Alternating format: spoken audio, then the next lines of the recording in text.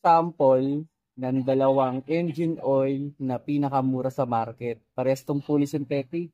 Ito, 100% fully synthetic. Ito yung kanyang oil.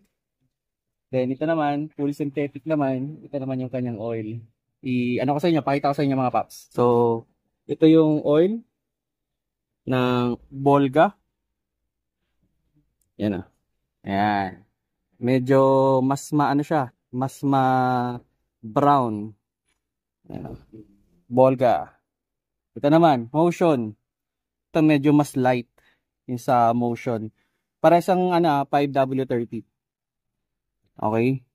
So, tingin ko mas malabnaw itong sa Motion. Mas clear.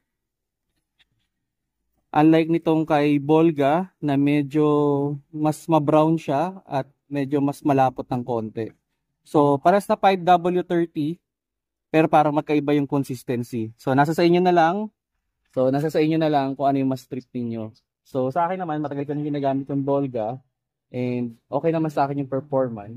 Si Motion, nakakailang galon pa lang ako pero okay din yung